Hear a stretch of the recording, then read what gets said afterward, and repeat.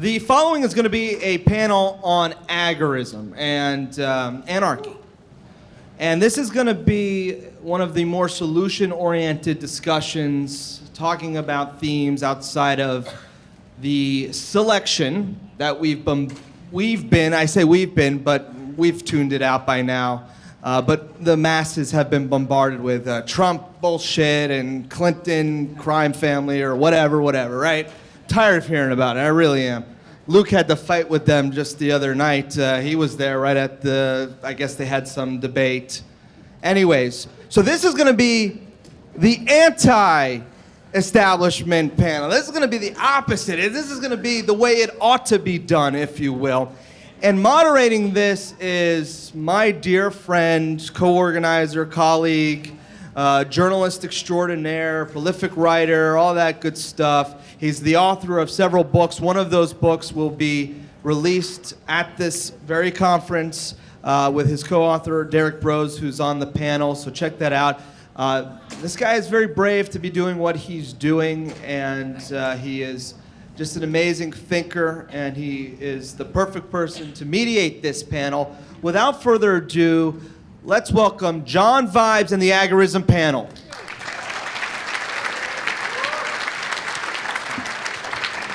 Thank you.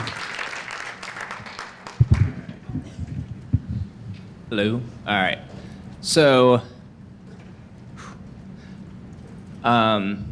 when we approach the type of studies and stuff that we're interested in, sorry, I'm a little bit shaken. Give it up for John Vibes. So yeah, we always come across people asking, how do we get from here to there? So over the years, I've searched for answers to that. And first, I found what the where was. And that where was anarchism. And how to get there, there's a lot of difficult answers. So, agorism is the best one that I have come across. And it encompasses so many things that we're all already into. Alternative currencies, alternative media, all sorts of different things like that. So I'm gonna turn it over to Derrick to give a brief introduction of himself and how he got into agorism. Yo. All right, this is on. All right. First off, before I start, I want to say thank you to everybody who's here and taking the time to be here this weekend to, really just to give a shit about what's going on in the world and to do something. So thank you to you guys. And also, one other thing before we start, some of you guys know that my brother John Vibes is dealing with some difficult circumstances right now. So all your prayers, intentions, meditations, etc., send them to this man because he does a lot of good for a lot of other people other than themselves, and he needs our support right now. So I just want to throw that out there. But as far as agorism is concerned, for me, what it is, or who I am, what am I doing here? How you? Well, first let me tell you who I am. I'm a journalist. I wrote a book with John. We've written 2 books now. They're available on that table. And our message is to try to get people to be more self-aware, not only in the as far as how it relates to the government and to all the various institutions that attempt to rule over us, but also in our personal interactions. And the message of agorism is simply saying, if we recognize that we don't support the food production systems, we don't support the Federal Reserve, we don't support the government and all these various mechanisms, then we have to find ways to stop using them. You can't very well say you want to end the Federal Reserve while you're paying for your food with Federal Reserve notes. It's a contradiction, and we want to eliminate that contradiction. We want to find ways to make ourselves more free and less dependent on these systems, and at the same time work to create, to lay the groundwork for something new so that all of us don't have to continue to live hypocritical, contradictory lives working with these systems that we ultimately wouldn't support and probably would choose other things if we had the option. So that's the basics of agorism, but I really want to let Jack really talk more about it in detail. But Hi, I'm Jack Shimmick. I'm down here from New Hampshire, And I got involved in the libertarian movement when I started becoming more aware back in 1969. And I joined the Libertarian Party because it was the only game in town back then. But I was going into New York City to the Laissez-Faire bookstore, and I met this guy, Sam Conkin, and we called him Sam Conkin. His real name, or his full name, is Samuel Edward Conkin III. And he was opposing the Libertarian Party. He says, no, the way we got here is by voting for these crooks in the first place. So let's don't start a party. Let's get involved in direct action and whatnot. So he got asked over and over again, well, what should we do? What should we do? So finally, 1980, this book got published, The New Libertarian Manifesto. And I think it's like about the most important book on strategy that there is out there for how to become free. But it doesn't get much play because it doesn't support building more of a power system. It's more empowering. How can we become involved and develop alternatives and not get sucked back into the mainstream system? So I've actually got a couple of more copies of his book I'd be willing to let go. But you can buy them from Brave New Books, and you can read it online. I've got a lot of anecdotes and stories about Sam, because we used to walk around the streets of New York City talking about this all the time back in 74 and 75. But luckily, we've got some young people picking up the idea and running with it. And so I'll just pass the mic on now and let other people have their say. Hi, my name is Josie Wales. I am a writer, editor, former public speaker, I guess this counts kind of, activist, and just regular human being who wants to live in peace and wants others to know how to do that.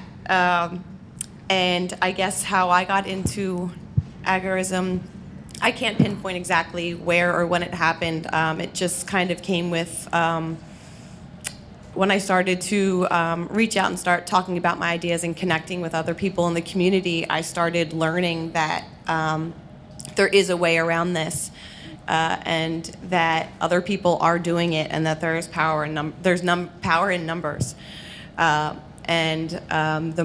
The more we do it in the most effective ways possible, the more effective it will be in cutting the head off of the beast that we call the government.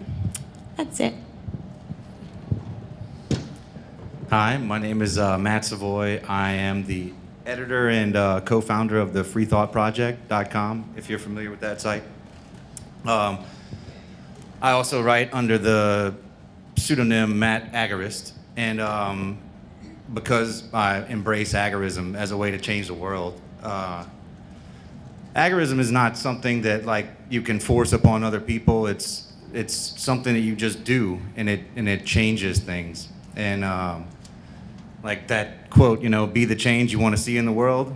Agorism is that change. Yeah, I heard that. It's pretty popular, Anyway, I had no idea what the term agorism was a few years ago, and I just kind of was trying to find myself. This wasn't more than a few years ago. Anyway, I stumbled upon Derrick Broze and the Houston Free Thinkers and what they were doing in Houston, and they were planting gardens in their communities and growing their own food and acting outside of the state, and that was it was a definitive moment that, I was like, this is how we do it. Why am I fucking voting? I can vote with a turnip.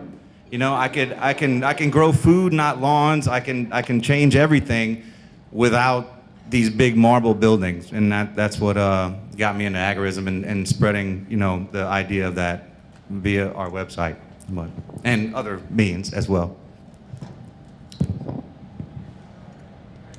My name is Rudkowski of WeAreChange.org, and when it comes to introducing myself, I always have a problem because I don't know who I am, I don't know what I do even today, but just yesterday we were chasing down campaign members for Bernie Sanders and Hillary Clinton, pissing them off, making them run away. A few days ago, I had some weird Mexican dude burn me and put snake venom into my burn wounds and make me feel like I was about to die. And then for some reason before that, I decided on a tourist vacation inside of the murder capital of the world, Caracas, Venezuela. We do all sorts of different stuff, and I guess that's what describes agorism, just being free and being in the moment and letting the energy, letting life take you to where you're supposed to be naturally, organically, without any force, without even any, well, for me at least, any thought or decision behind it, but just living life to the fullest and being the freest, happiest version of yourself, because true freedom is ultimately true love. Awesome. Thank you. All right. So one point that I neglected from my introduction was that the term agorism was actually coined by Samuel Edward Konkin, the guy that James mentioned, or Jack. What am I doing, man? Crazy. All right. So, yeah. So it was coined by him, and it was based on the old Greek term agora, which meant marketplace loosely, but it was a lot more than a marketplace. It was like a place for art and expression and debate. So one aspect of this strategy is that you're attacking the monopolies of the state by competing with them. So, sorry, I'm just like having trouble breathing with like my health issue. So,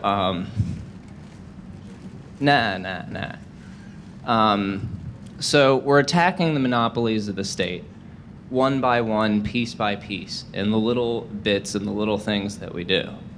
So, what is the monopoly? This is my question to the speakers. What is the monopoly that you think that we are facing that is most damaging or most threatening that can be easily approached through agorism and actually have some effect?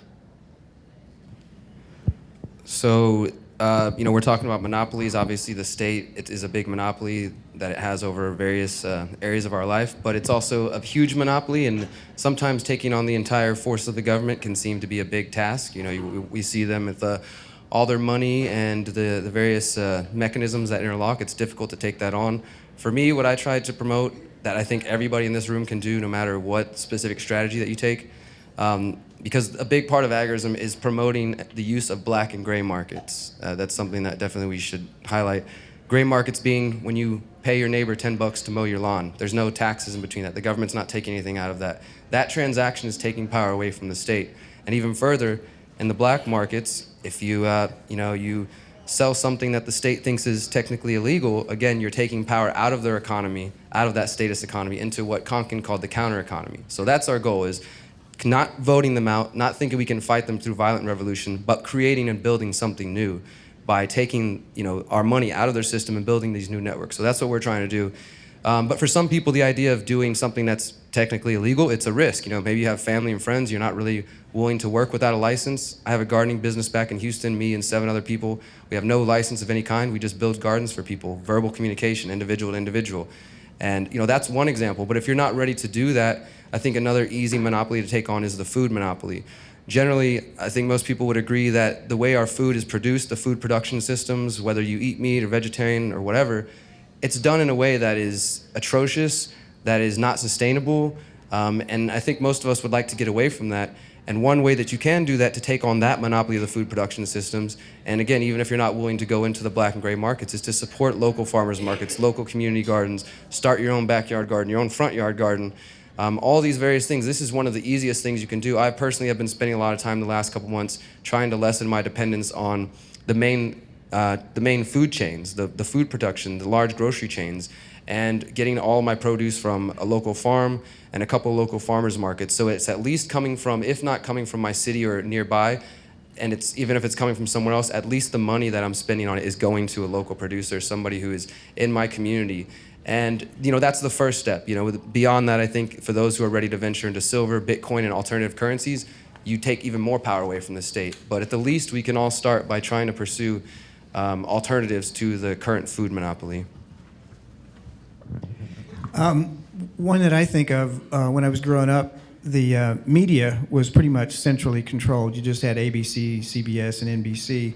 And so all the other panelists here are doing a much better job than I am breaking that monopoly. They've all been in the media, creating the alternative media, creating access to information, news, things like that, that's not self-censored or externally censored by editors. Getting the information straight to you, the individual, through the internet. So I wouldn't say that's a monopoly that's completely broken, but I think it's seriously injured at this point. You know, we are able to get straight from the source, real information these days over the internet.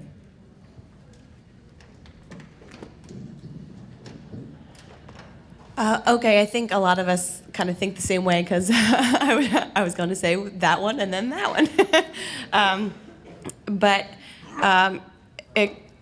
In realizing that, I kind of thought the most important one, and I kind of mentioned before, you know, cutting the head off the snake, and the most important monopoly the government has is on power. And the only way to take that power away from the government is to empower ourselves in any way, shape, or form. And it's almost so simple. It sounds, you know, like common sense. It's not to everyone, unfortunately. But all of us can do it in our own way because everyone's different. What's important to one person might not be important to another, as important to another. So we can each individually do what we can within our means to empower ourselves, and like Derrick said, lessen our dependence on the government, whether it be through our journalism, through just being an example to others, whether it be through outreach in any way, shape, or form, is to empower ourselves with information is probably the best way to break that monopoly. I guess the monopoly that I take issue with, that is the ultimate enforcement arm of the state, which the state would not exist outside of its ideas if it didn't have the barrel of the gun to force everybody to abide by that. So the monopoly that I take issue with is law enforcement.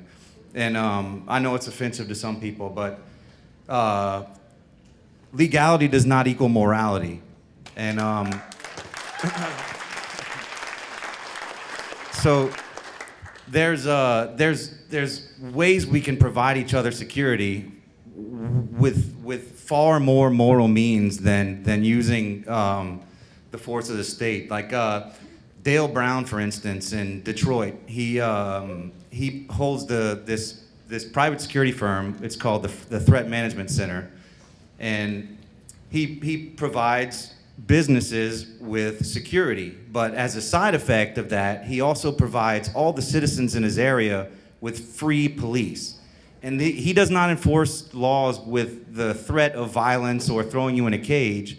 What he does is, well, he's actually on record saying that he uses love instead of the barrel of a gun, and he is so much more effective than Detroit police, who have just got exposed like running some giant drug ring. You know, he's so much more effective using love than the barrel of a gun. And you look him up if you're not familiar with Dale Brown. He's a fucking amazing dude.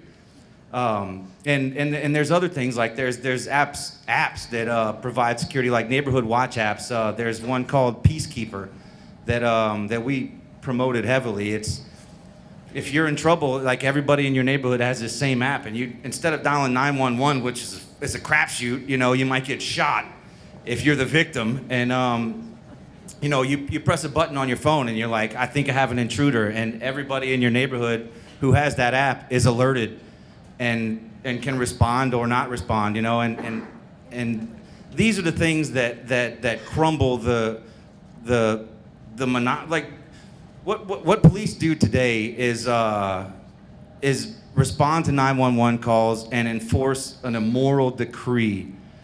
And if you doubt that, look at the war on drugs. Look at cannabis prohibition. Cannabis saves children's lives, and police will put you in a cage for it. if you don't think that there's a reason to start acting outside of that paradigm, then you need, well, none of you people probably do because you're in here right now. But, there's a reason that that agorism, that Konkin came up with this, and that everybody, like for decades, people have been thinking outside of the state, and it's because of the immoral nature of it. And anyway, that's the monopoly I would that I try to end is the enforcement arm of the state.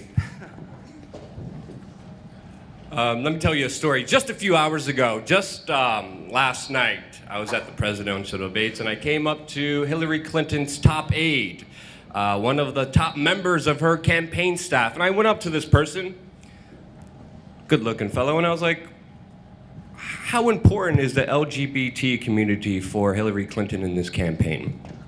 And he gave a great answer. He was talking about how important they are and all these other things. And then I said, okay, why did Hillary Clinton support the coup d'etat in Honduras that led through the assassination and murder of LGBT activists in that country?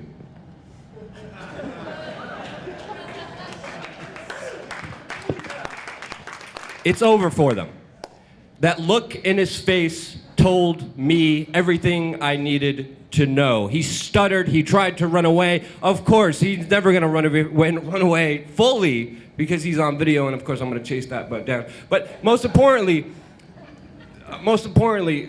at the debates last night, it's a different picture than what I saw a few years ago. A few years ago, they had decadent buffet lines. They had all the fancy, schmancy bowl little crap for all the reporters. It was in a warehouse last night, and you couldn't even get any, there was no fancy buffets. There was no huge staff members.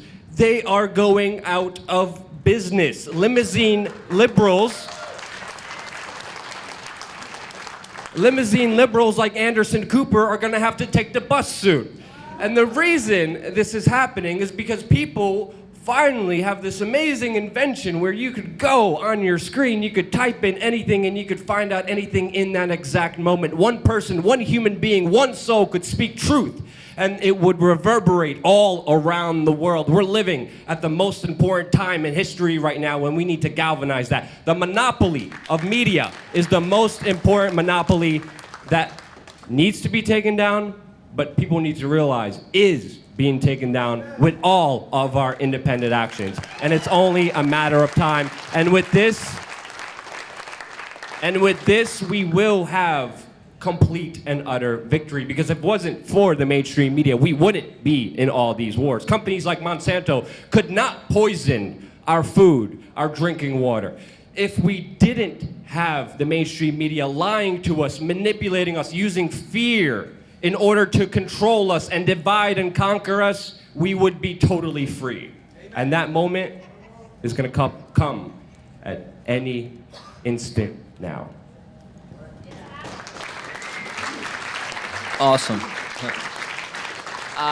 As many of our panelists have said, I agree that alternative media is a perfect example of how this whole philosophy works, and it's possible, and we could see it how in just 20 years, this mechanism of the state and corporate world that ruled everything is now pretty much irrelevant. So, one question I had was, one of the main tenets of agorism is you're doing everything outside the state. So, or at least as Konkin discussed it. Now, there are people out there like Elon Musk who are entrepreneurs who are using the state. They're getting subsidies. They're, using sketchy labor practices, things like that. But they are producing electric cars. They are getting people off the grid. So, how do you guys feel about that and that overlap of staying within the law when you're trying to really do big projects that change the social structure? So I've been pushing this idea lately. I gave a talk last week, and I have another one next week, and I'm really trying to promote the idea of vertical and horizontal agorism. and which is kind of what I was saying earlier. For those who are either not ready or maybe not in a place to go into the black and gray markets and take the risks that goes along with that. I'm 30 years old, single with no children. I can take the risk. I'm willing to not pay taxes for the last 5 years and to look forward ahead and to know that I won't pay taxes ever again until they try to take me and put me in a cage. Because I just can no longer live my life not in line with my principles, and I don't want to give them money to support all the things that we are against. But not everybody can do that, and we recognize that. So there are people like John's talking about, like Elon Musk, who are taking actions that are positive and are going to help liberate people and make us less dependent on the state systems, although they still may be operating within that same system. So what I mean to say is, they're spreading ideas which are going to encourage people to get out of, say, the oil monopoly or whatever, but they're probably still paying taxes on all that because the state has such a hold on everything that, my gardening business, for example, if we were start to make a certain amount of money and to elevate ourselves to a certain status, the state would eventually come along and say, hey, you've been operating without this business license for so long, you owe us all this money, et cetera, et cetera. Even with writing as journalists, we're supposedly supposed to report to them every year and tell them how much money we make off spreading information. Some of us choose to do it, others choose not to. But I think it's important to recognize that there are conscious agorists. There are those of us, maybe a few up here and others around the country, who are consciously practicing these activities with principles, meaning to say that what we're doing, the actions we're taking, is to spite the state. The reason I don't pay taxes isn't just because I don't want them to take my money. It's because I want to actively take power away from them, But there are other people who are unconscious agorists. They pay their neighbor to mow their lawn. They pay, the kid down the street to babysit for them. There's no taxes involved. There's no middleman involved. That is agorism. So I'm sure plenty of you out there are already practicing these strategies without realizing it. And that's the beautiful thing is, in the New Libertarian Manifesto, Konkin outlined this idea that seems so instinctive and common sense that human beings know how to come together. We know how to trade. We know how to interact. And without the state, in the absence of the police, the state, and especially the media, we will find ways to organize. I mean, we've been told this whole time that we need rulers and we need to be controlled and that other people need to make the decisions for us. But more and more, I think we're waking up to the fact that we are totally capable of doing these things ourselves. All the resources we need are within our own communities. And if we take the steps to be that, each of us are coming from different places around the country. We might be the only one in that community that understands these ideas, but we have to I believe it's up to us to take the steps to be that, that shining light in our own community. So even if you're not ready to go into the gray and black markets, but you are able to localize, you're able to have conversations. The revolution is in the conversations. It's in the day-to-day actions that we take. Everything that you're doing can be a form of activism, and that's what agorism is. It's taking it out of this, philosophy and theory and making your actions. Your vote is your actions. It's the movements that you do every day.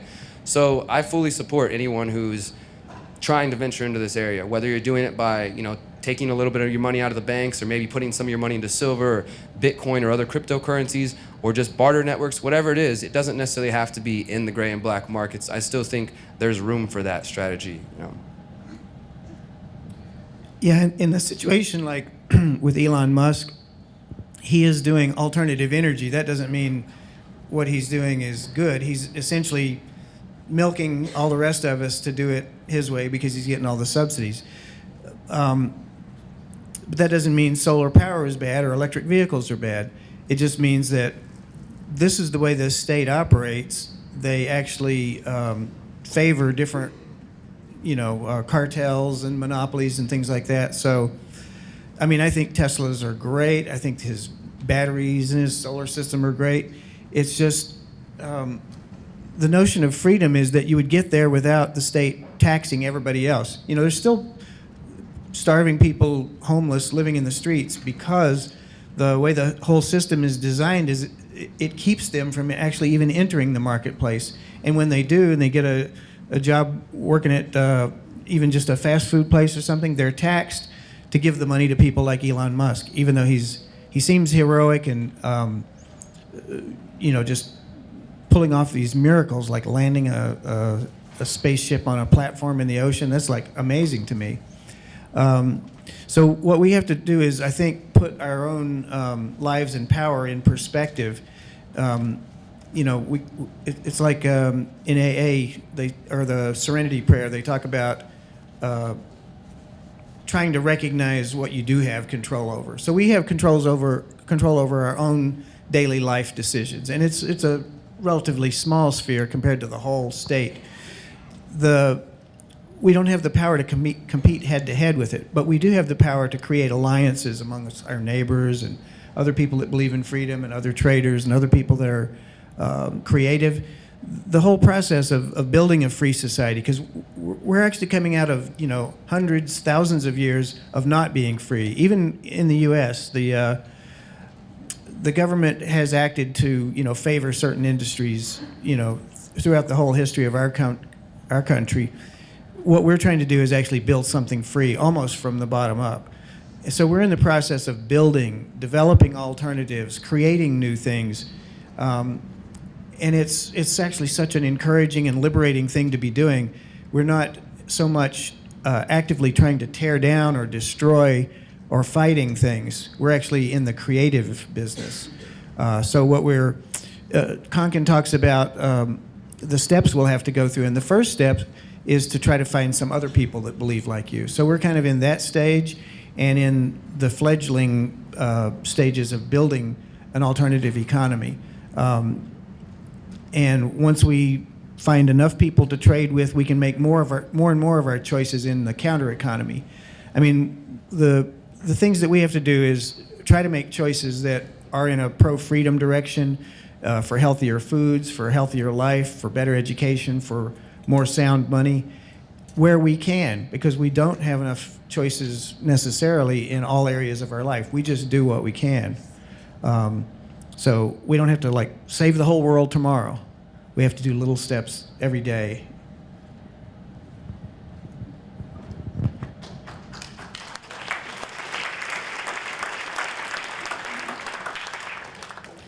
Now, I don't know actually enough about Elon Musk, the government subsidies, or his sketchy business practices to comment on that either way, but I will say that if I had children, I would pay taxes. If I was responsible for the life of another human being, I absolutely would. Because that would be more important to me. And that's just the truth. Everyone may not like that, but that's the truth. I don't have kids. Like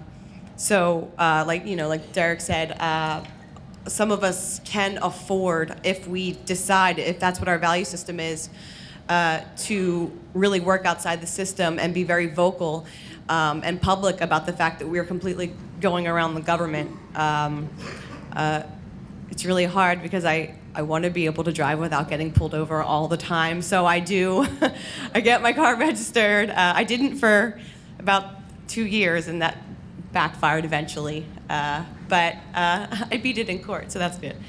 I do.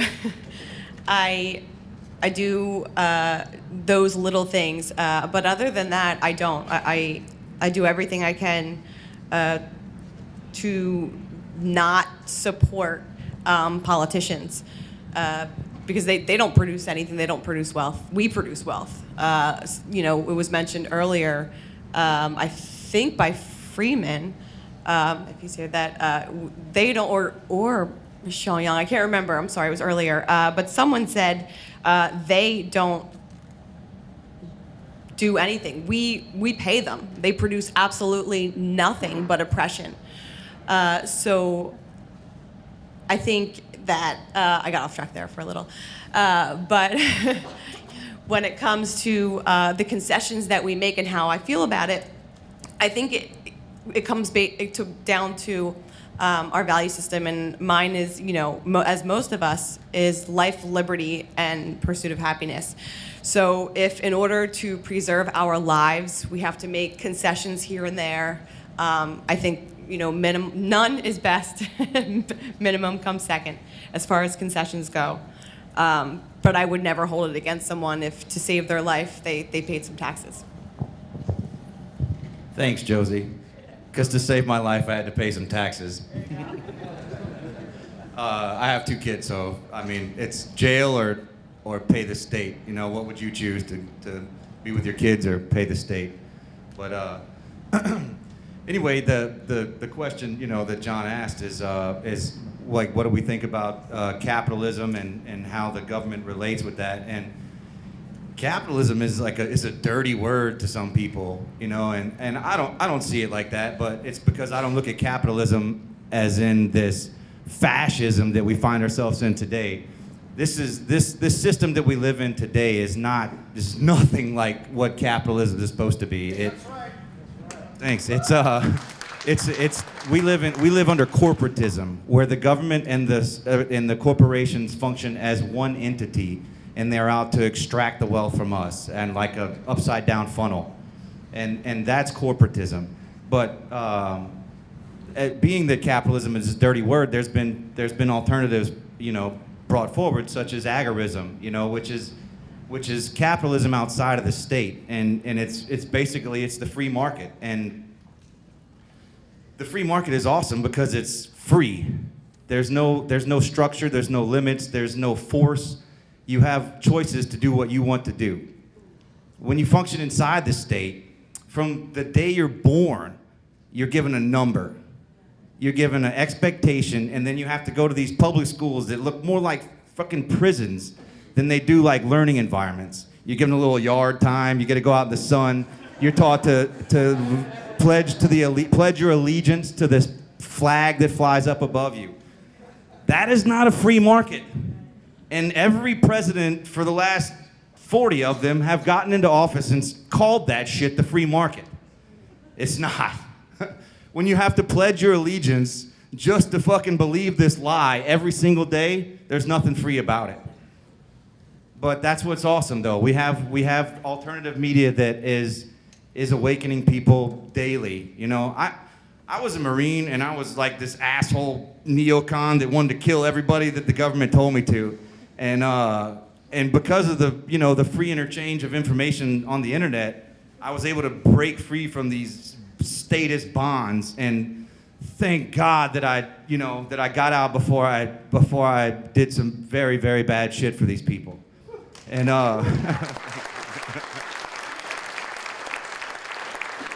but this awakening is happening exponentially, and it all stems from what's in everybody's pockets in here, you know, and it's amazing that to be able to sit in this room right now and look at everybody who, like, this is a bigger crowd than last year, and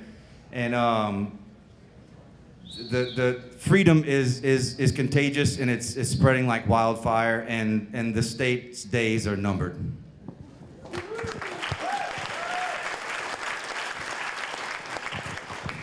My answer is going to be a little bit different because I think the problem could be solved in more of a niche way. I knew this guy. Let's just call him Jimmy.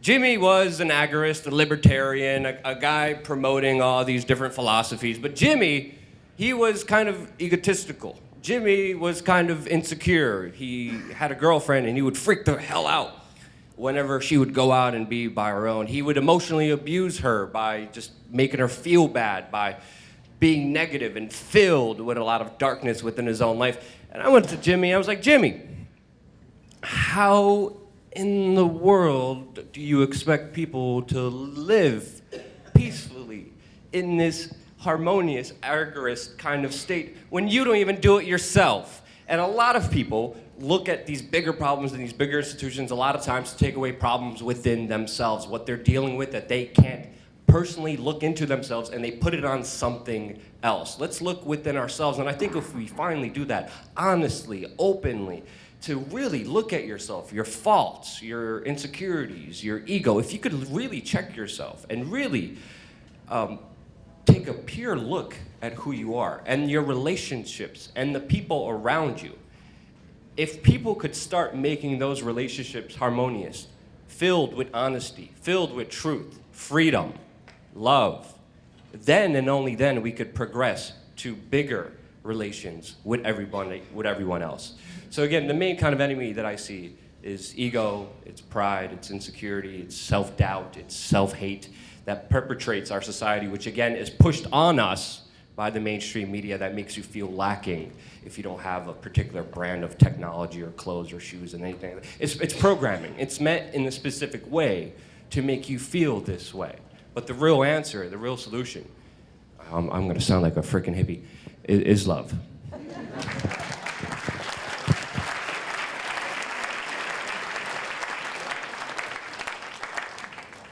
Awesome. So I'm glad that we got to discuss alternative media earlier. But, the financial part of the oppressive system that we face is also a pretty big deal. So I'm kind of curious how you guys think that we should deal with that, and also what you feel about Bitcoin, because I have a feeling that's going to come up a lot. So obviously a big part of trying to be an agorist, or really just trying to avoid the state, is, as I was saying earlier, is going to involve finding ways to avoid the Federal Reserve note, because as everyone here realizes, they have a monopoly on the currency. And I've been doing a lot of studying of history. You can go back to really the beginning of this country, and you can find a lot of radical minds who recognized from the very beginning that as soon as the state started to gain a monopoly on our currency, that was already the downfall. That, okay, they're controlling the ability for free people to issue money, which is every single person's right here. You should be able to call anything money if you want and issue that and trade with people freely, but we don't have that. So in order to escape that monopoly, we have to find ways to create something new. And in the New Libertarian Manifesto, which was 79, 80, computers were just coming out, but Konkin had the foresight to recognize that technology would continue to advance and to allow people to find more ways to be free. And somebody mentioned phones and apps in our pockets. I mean, we're seeing all sorts of ways that applications and technology is allowing us to interact freely, Bitcoin, cryptocurrency being one of those. And then for a long time, many people have promoted the idea of silver and gold as an alternative to, using the Federal Reserve note. I definitely think that's an alternative. More recently, I'm starting to have kind of moral or value questions about how I feel about ripping up precious metals from the earth and then using them to trade with. But it does offer an alternative to the Federal Reserve note. Bitcoin as a cryptocurrency, I'm not sure how many people are aware of cryptocurrency, but just, basic level digital currency that's outside of the state's monopoly, and you can use it through your cell phone, you can use it through the internet, it can be exchanged into any currency around the world. So obviously there's power in that, and my gardening business, we take silver, we take Bitcoin. Every one of you here who is an entrepreneur who offers some type of service, making art, making music, whatever your business is, you could decide tomorrow to also accept Bitcoin, and you will open yourself up to a completely new economy. You will also give people like yourselves who are sitting there saying, I want to do this, but how do I get into that? How can I take those steps? It takes each of us to decide that we're willing to accept something new.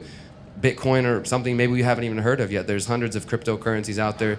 There's lots of new ideas. There's also, bartering. There's just the gift economy. There's all kinds of different alternative ideas and ways that we can find to interact that don't involve a currency that we can all agree on is built on lies, theft, and, slavery. I mean, we're all slaves to that. As long as you're paying taxes, you're slaves to that Federal Reserve System, the people that control it, the banks that are behind that. And we all recognize that, and I think we'd like to be more free. So I definitely recommend exploring the world of Bitcoin. There's a lot of helpful websites, starter websites for people who want to look into that, cryptocurrency itself. There's other alternatives out there. And of course, yes, the state is going to do what they always try to do and monopolize everything. I know there's been people who've had fears for years that Bitcoin is the New World Order currency. It's the cashless currency they've been talking about for a long time. But it's an idea that can't necessarily be controlled. And you better believe that as soon as the state starts trying to tax Bitcoin transactions, or they say, okay, we're going to nationalize Bitcoin, it's going to be the new, U.S. reserve currency. Well, we're just going to hop to the new alternative. Pandora is out of the box, there's nothing they can do. The box is open, everything is out. It's only a matter of time if they do try to monopolize Bitcoin and take control of it. Well, we'll just go to the altcoin, we'll go to Litecoin. There's hundreds of other options, and there's probably many, many things that we can't even dream up yet that people are in the process of creating, So I think that the future is bright for economic freedom, but it definitely, again, it takes for us to pursue that information. We can keep using the Federal Reserve note every day and complaining in our circles about how we don't like this slavery, or we can take concrete steps to get towards being more free.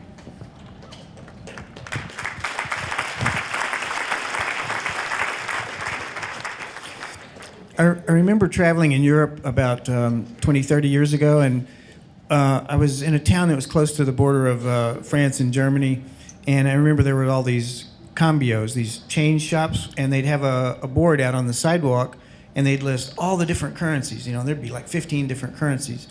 So if you were holding Swiss francs and you wanted German marks, you could go in and exchange them. You'd pay a little fee, of course, but what they had that they didn't realize was so cool was they had freedom of choice in which currency to use, because all the gift shops, which I was there buying gifts, would take whichever currency you had. They'd just get out a little calculator and they'd figure it out. You know, what was it worth in the one that they had to take to the bank or the one that they had to pay their supplier with. So we do, the point I try to always make is we always do have alternatives. I mean, it seems like the US dollar from the Federal Reserve Bank is the only choice there is. Once you start building a network, finding people that you can trade with locally, be the one that offers them the alternative. If they don't know about that, they could use silver. You know, be the one to tell them about that. If you have the ability to mentor them on how to use Bitcoin, tell them about Bitcoin. Hand them an article, something like that. So we can each be an ambassador to teach other people that there are alternatives.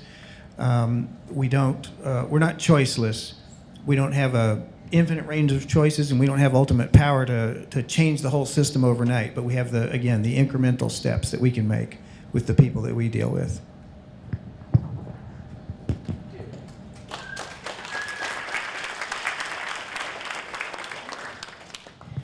Now, what I was going to say actually kind of piggybacks on both of that, what Derrick and Jack said, especially what Jack said, and to be an ambassador to others. And I think it's extremely important, like Derrick said, if the government gets their hands on Bitcoin, well, we're just going to go to Litecoin or Dogecoin if that comes back, or whatever coin, whatever the government can't get their hands on. And I think the best way to make it successful is for more people to invest in it and to make it look, to make it appear and to make it actually be viable, a viable investment to very wealthy people who have, I mean, millions and even billions of dollars in fiat, and to take those billions of dollars and transfer them into a currency that the government can't touch. Because that's going, I mean, they already don't want the government touching it. Look at the Panama Papers. I mean, whether it's a psyop or whether it's true, people are putting their money offshore so the government can't tax it. And these are very wealthy people. So if we make an alternative currency attractive to these people, or to different people with more money, whatever it may be, I think that's the way to really to pull the power out.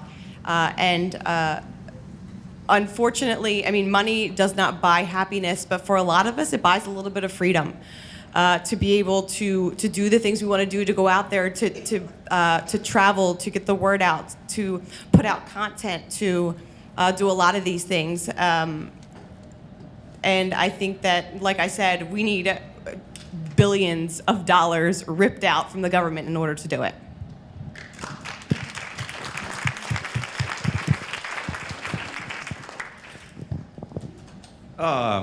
Money. Some people say that that's like the root of all evil, and some people are right.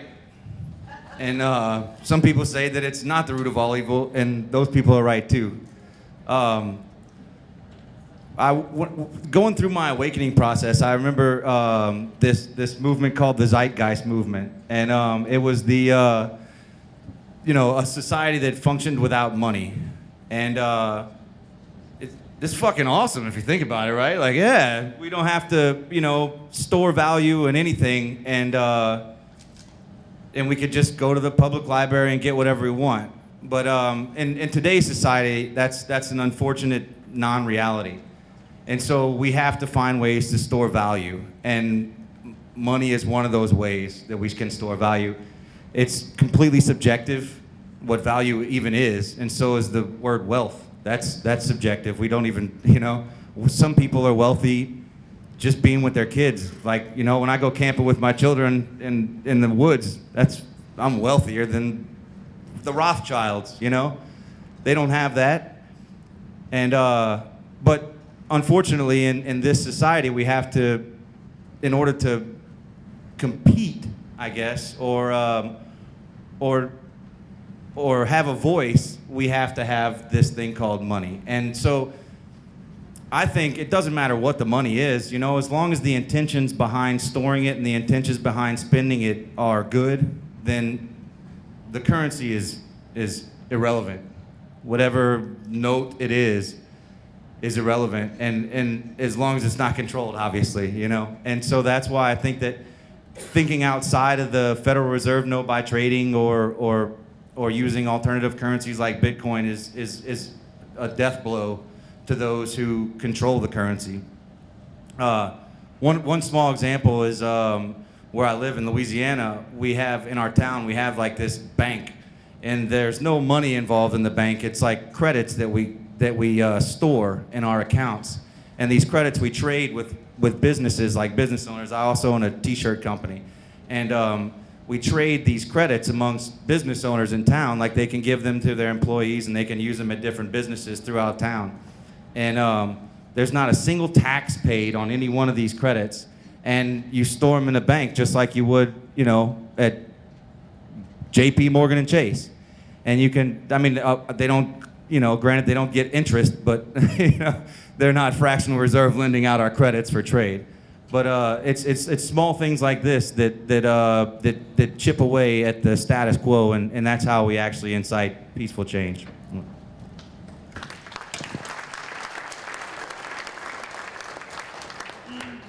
I see money totally different than I think a lot of people. Now, when I look at my bank account, I'm like, oh, I don't have a lot financially, but spiritually, I feel like I have everything I could ever want. Now, you could ask yourself, Luke, you full of crap. I see you flying from Mexico to Japan to Tokyo to London to the United States, from Miami all the time. How do you do this? What the hell's going on here? But the truth of the matter is, the real currency is human relationship. Because right now, if I want to go anywhere in the world, I get a voucher from someone that works at the airport that lets me fly for free. I go anywhere in the world at any time I want right now. I land there. I make a Facebook post saying I am in this city. Does anyone have a couch? I stay at their couch. I ask my Facebook audience, hey, do you have any stories, any recommendations? They take me out and they help me and they assist me. The real currency that not many people are thinking about is human currency. If you're not an asshole, people will help you and take care of you. It's that simple.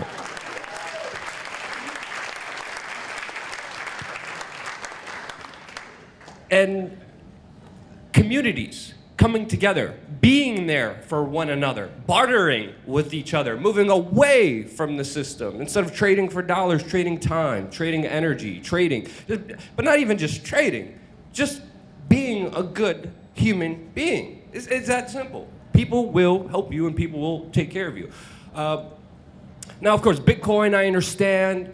I love how bankers hate it. I love how governments hate it. But on the other side, I do understand we still don't know who started it. It could have been a honeypot. It could be a way to usher in the cashless society in order to trace everyone's movements and transactions.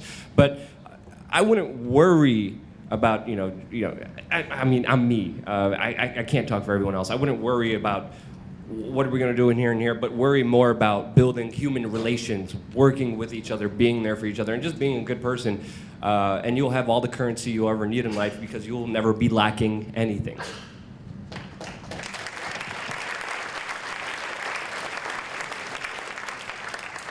Awesome.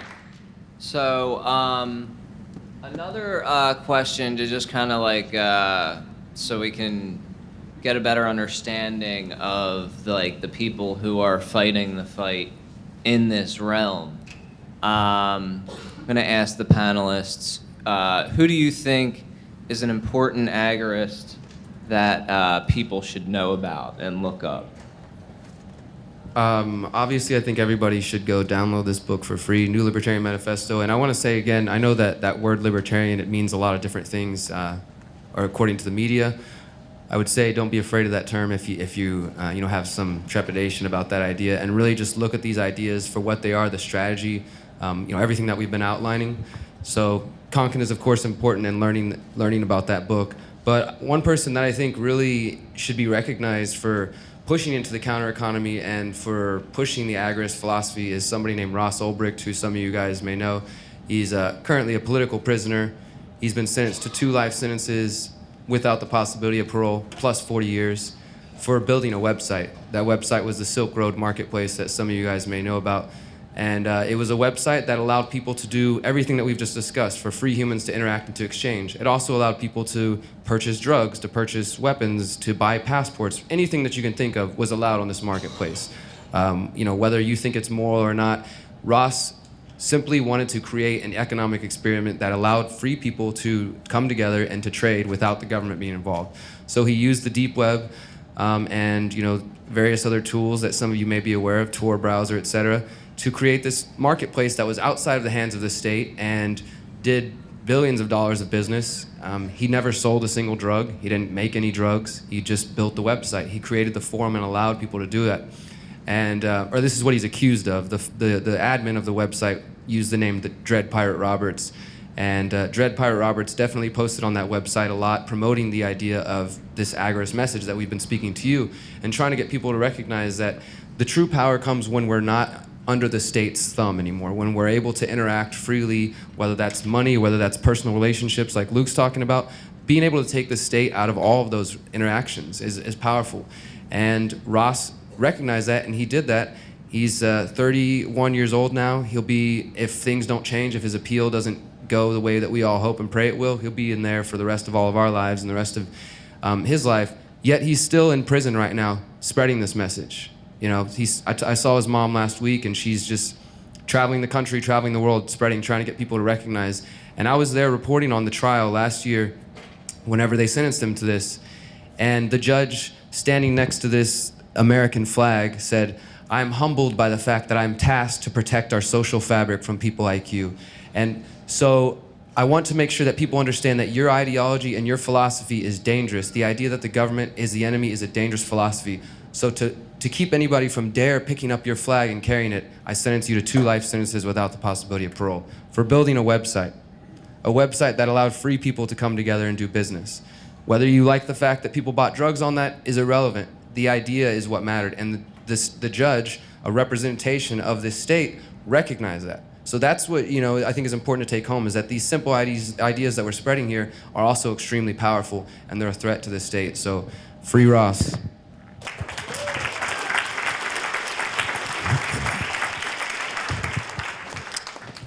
Yeah, one thing to keep in mind is that if you're doing something that's not going to be popular with the gang, you probably don't want to be advertising it. So this is kind of a dilemma.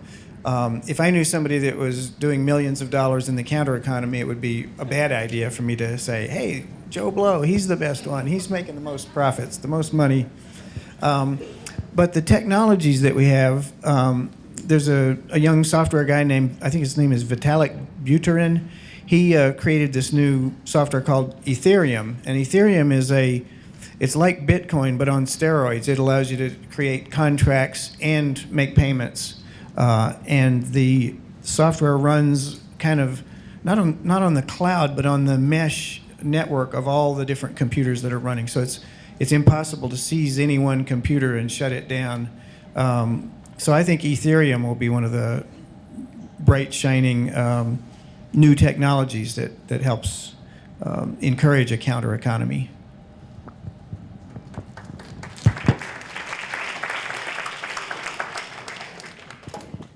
Well, I agree with Derrick, absolutely, Ross. As of right now, he has, given his life to, and he changed the world. Whether we agree with it or not, I personally do agree with him starting that, which I do believe he did. He admitted to starting that, right, Derrick? It's the lawyer said that he came out publicly and that was his defense. I just want to clarify that. Yeah, he has basically admitted to doing it. But dropped out. Okay. Yeah. Okay. Other than that, he's actually on the panel, and his name's Derrick. And he's one of the most amazing agorists that I've ever had the pleasure of knowing. I looked up to him before I ever met him. his agorism is not just in one area, it's his entire life. He's extremely passionate about it. I'm sure you could hear that in the way he speaks. I mean, it's journalism, it's the way he lives, the way he interacts with people, his own community. It's amazing. And he's a great example to everyone. So I would suggest following Derrick and throwing him some support. Other than that, John and Kat Bush also, if you're looking for family agorists. They're an amazing family who, and they're very public about it. They're also very passionate. Their children are unschooled. They live virtually off the grid, I think, still. And yeah, their name is John and Kat Bush, and they are, we're with the Houston Free. They're in Austin, I'm sorry. And what's a website? I can't remember all of their sites. Brave New Books, thank you. Yeah, they run Brave New Books in Austin, and they're also the ones who introduced me to these ideas. So, that'd be it. Brave New Books. If you've never been, if you go to Texas, go to Austin. It's a conspiracy-minded, freedom-minded bookstore, probably one of the best bookstores you'll ever go to. You guys will all fall in love.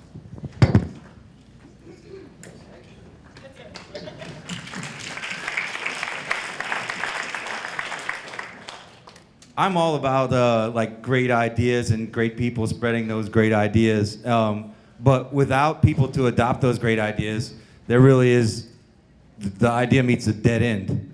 So my favorite agorist is a little bit different than everybody else's up here today. Who in here has ever smoked marijuana, by a show of hands?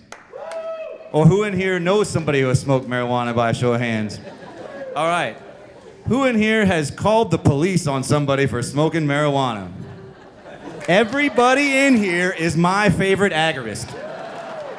You know why? Because you chose not to enact violence against somebody for their own personal choice, and that is how we change the world. We make tiny changes just like that.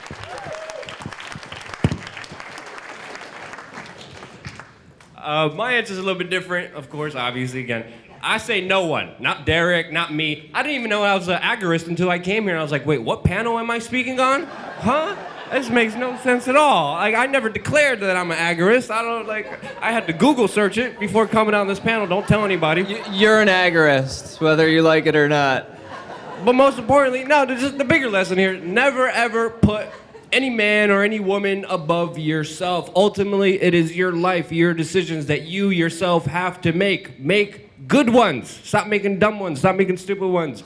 And ultimately, it's up to individuals. And once we look up to somebody, we give away our power. Don't look up to me. Don't look up to anybody else. You have to look within yourself and look up and look high. Dream big, because nothing is impossible. And we can do amazing, beautiful things. Get rid of that self-doubt. Get rid of that self-hate. Ultimately, you are the answer within yourself.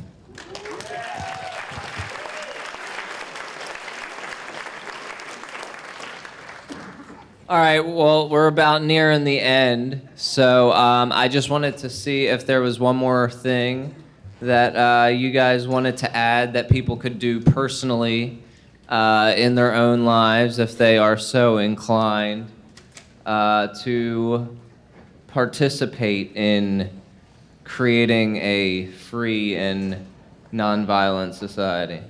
Absolutely. So again, thank you guys for taking the time to listen to the ideas that we're spreading here, and I really hope that you will download this book for free, look more into it, or if you're already practicing this, it comes naturally to you, intuitively to you, just continue to do what you're doing and spread the ideas.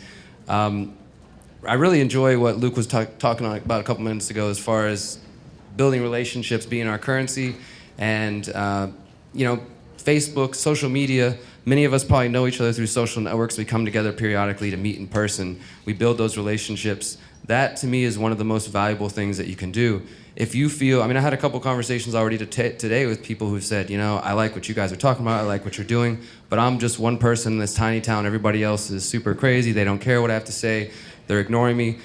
And that is something that is really common. In Houston, the community that I started, the Houston Freethinkers, we've been doing it for 5 or 6 years. Nearly every single month when we have a meeting, somebody comes and says, I felt like I was alone. I didn't know you guys were out here. I didn't know there was people who cared about what I do. I didn't know there was a way for me to get active.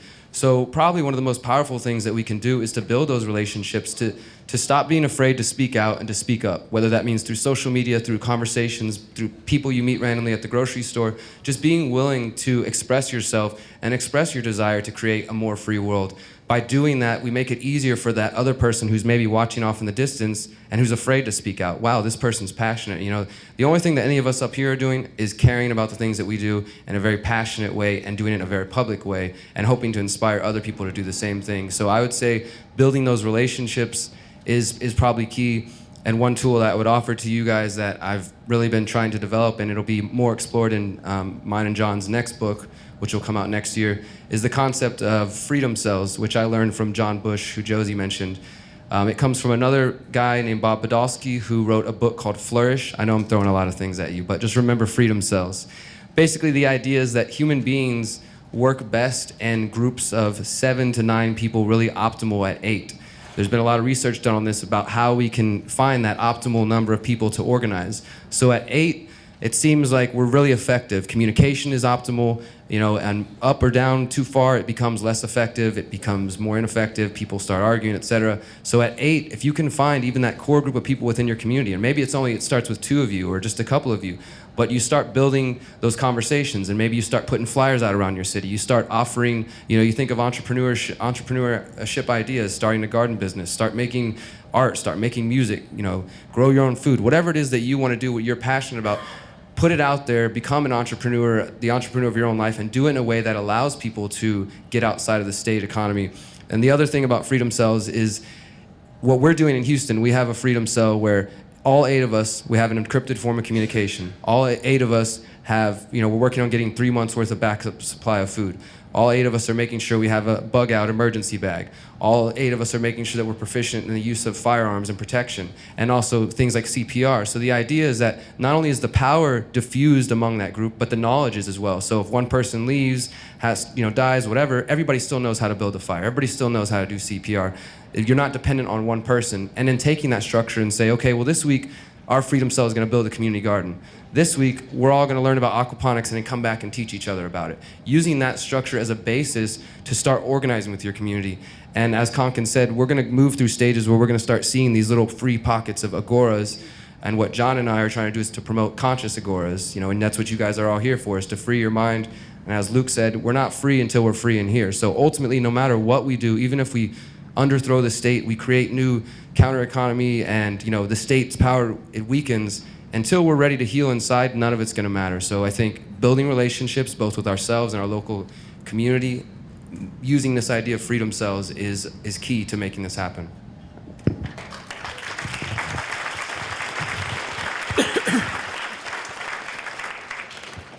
There's one other thing I wanted to mention that you might hear, and that is Konkin pronounced it agorism, and everybody else pronounces it agorism.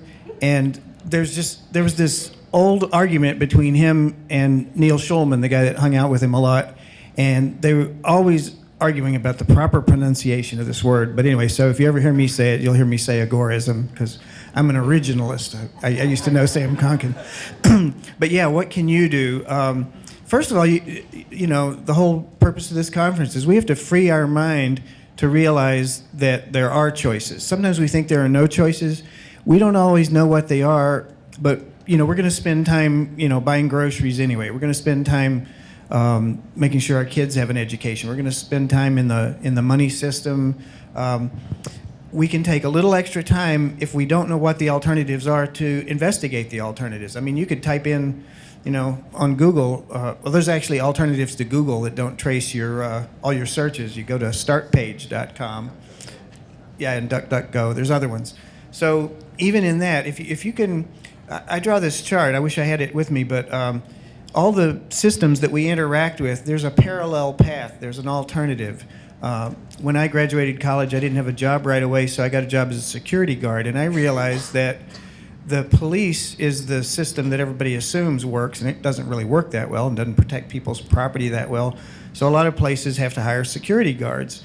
So that was like an alternative security system. And of course, Konkin points out, like if you want to be safer in your home, get better locks. Right now, more and more people are getting safes at home because they are getting gold and silver, so they're protecting that in a safe. And if you want to protect it better, bolt it down or hide it, things like that. So realize that there's things within your realm of choices. There are alternatives. So you might want to spend a little time looking into that in everything that you do. We, up in New Hampshire, organize an event called the Alternatives Exposition. So once you learn about an alternative, you may want to mentor other people about it. I'm proud to say that, like everybody on this stage, except had never met Mark. Is it Mark or Matt? Matt, sorry. He's the only one here that hasn't spoken at one of the Alt Expos, the Alternative Expositions. So we try to, tell people what the alternatives are. Here, try this, try that.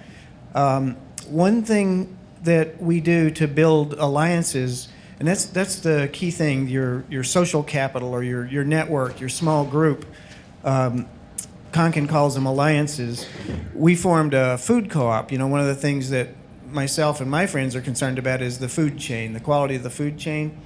There are companies out there, and I've got a couple of catalogs with me, that will sell you the wholesale products that you see in the health food store. So you can buy them at a wholesale price. You just have to get together enough people to form a buying club to purchase, like a $500 minimum purchase, things like that. So what we've found in the co-op is we're learning how to self-govern a small business that we're running together, where we're helping each other get groceries at wholesale. So that's one of our little network alliance kind of efforts. There's everything. Just remember that you do have alternatives, and you're free to choose them. You don't have like a whole universe of alternatives, but search for the ones that are around you. Thanks.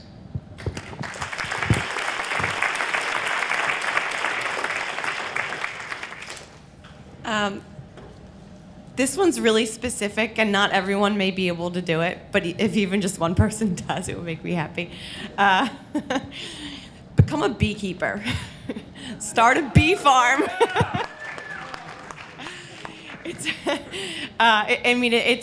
It sounds, a little silly, and it sounds kind of like I'm joking, but I'm not. It's really important. I'm not a beekeeper, so.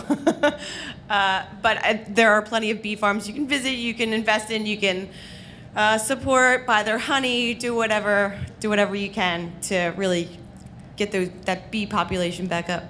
That's it.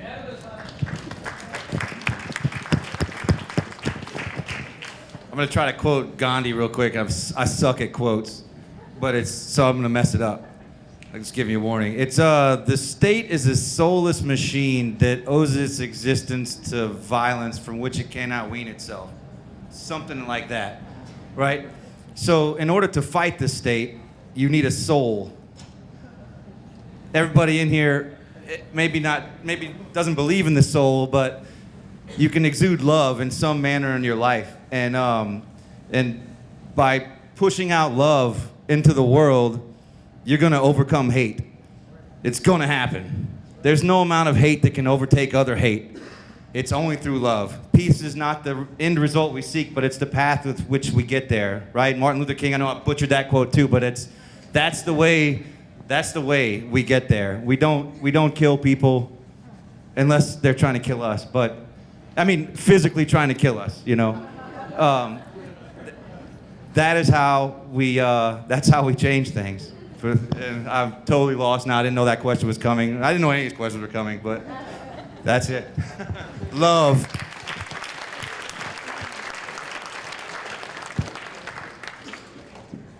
Trying to kill us slow or fast?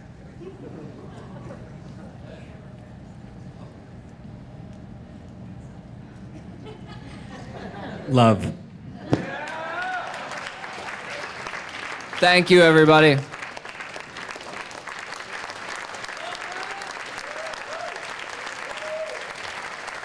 Give it up.